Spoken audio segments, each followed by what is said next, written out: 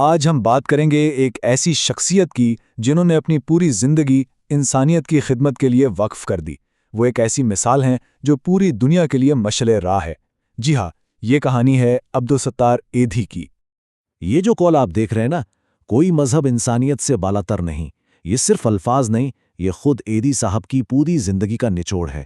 ان کا ایمان تھا کہ سب سے بڑا مذہب انسانیت ہے، اور وہ اپنے آخری سانس تک اسی اصول پر قائم رہے۔ تو آخر کون تھے عبدالستار ایدھی؟ کیسے ایک عام سا انسان کروڑوں لوگوں کے لیے رحمت کا فرشتہ بن گیا؟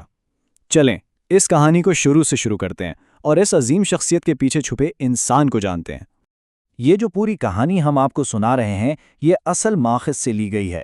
تو آئیے مل کر اس ناقابل یقین سفر کو سمجھتے ہیں کہ آخر یہ سب کیسے ممکن ہوا۔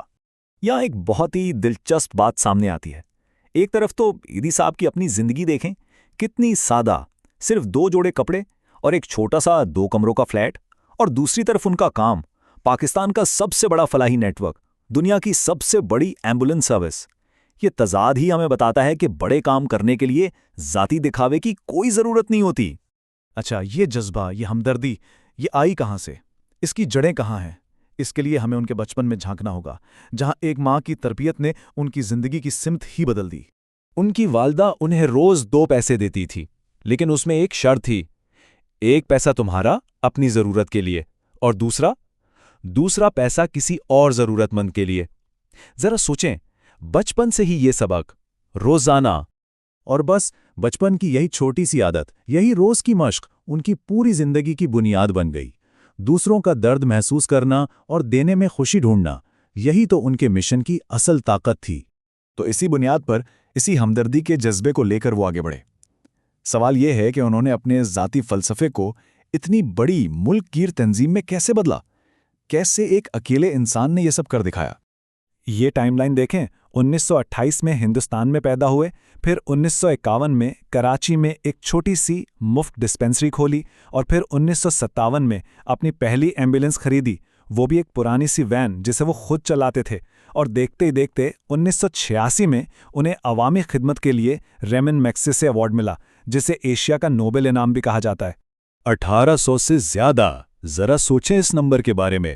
یہ صرف گاڑیوں کا نمبر نہیں ہے، یہ اس بات کا ثبوت ہے کہ ایک پرانی وین سے شروع ہونے والا سفر کہاں تک پہنچ سکتا ہے۔ اس ایک نمبر کے پیچھے لاکھوں بچائی گئی زندگیاں ہیں۔ اور یہ اصل متن بتاتا ہے کہ وہ ایک چھوٹی سی ڈسپنسری کیسے ایک پورے ملک میں پھیلے ہوئے نیٹ ورک میں تبدیل ہو گئی۔ یہ سب لوگوں کے چھوٹے چھوٹے عطیات سے ممکن ہوا۔ اچھا، تو اتنے بڑے کام کے پیچھے سوچ کیا تھی؟ وہ کون سا اصول تھا جس پر ایدھی فاؤنڈیشن کا ہر ایک کام کھڑا تھا؟ آئیے اس کو سمجھتے ہیں۔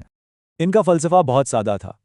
انسانیت سب سے پہلے، مطلب کسی بھی ضرورت مند کی مدد کرنی ہے، اور یہ نہیں پوچھنا کہ اس کا مذہب کیا ہے، قوم کیا ہے، یا وہ کہاں سے آیا ہے۔ مدد کے لیے صرف ایک ہی چیز ضروری تھی، کہ وہ انسان ہے اور اسے مدد کی ضرورت ہے، بس۔ اور ان کا کام کتنا وسیع تھا، اس کا اندازہ یہاں سے لگائیں۔ یتیم خانے، بوڑھوں کے لیے گھر، بے سہاروں کے لیے پناہ گاہیں، میٹرنٹی ہومز، مفت ہسپتال، کلینکس، بلڈ بینکس، مطلب معاشرے کا کوئی ایسا کمزور طبقہ نہیں تھا جس تک ایدھی کا ہاتھ نہ پہنچا ہو۔ اور یہ دیکھیں، انہیں مارو مت، بچے کو جھولے میں چھوڑ دو، یہ الفاظ انہوں نے اپنے سینٹرز کے باہر لگے جھولوں پر لکھوائے تھے۔ یہ ایک خاموش التجا تھی، اور اس ایک اقدام نے ہزاروں معصوم جانیں بچائیں۔ تو ایدھی صاحب تو چلے گئے، لیکن کیا ان کا کام رک گیا؟ ان کی میراث کا کیا بنا؟ آئیے دیکھتے ہیں کہ وہ پودا جو انہوں نے لگایا تھا آج کتنا بڑا درخت بن چکا ہے۔ 8 جولائی 2016 کو وہ اس دنیا سے چلے گئے، لیکن جاتے جاتے بھی انہوں نے خدمت کا ایک آخری کام کیا، اپنی آنکھیں عطیہ کر دیں۔ سوچیں، آخری سانس تک صرف دینا اور کچھ نہیں۔ تو ان کی میراث صرف کہانیوں میں زندہ نہیں ہے، بلکہ ان کی اہلیہ بلقیس ایدھی اور پوری فاؤنڈیشن کی شکل میں آج بھی کام کر رہی ہیں، اور صرف پاکستان میں نہیں، اب تو دنیا بھر کے کئی ممالک میں ان کی شاخیں ہیں۔ تو آخر میں یہ سوال رہ جاتا ہے کہ ایک انسان اگر اپنی زندگی کسی مقصد کے لیے وقف کر دے تو وہ کیا کچھ حاصل کر سکتا ہے؟ ایدھی صاحب کی زندگی اس سوال کا ایک جیتا جاگتا جواب ہے۔ یہ ہمیں سوچنے پر مجبور کرتی ہے کہ ہم اپنی زندگیوں سے کیا کر سکتے ہیں۔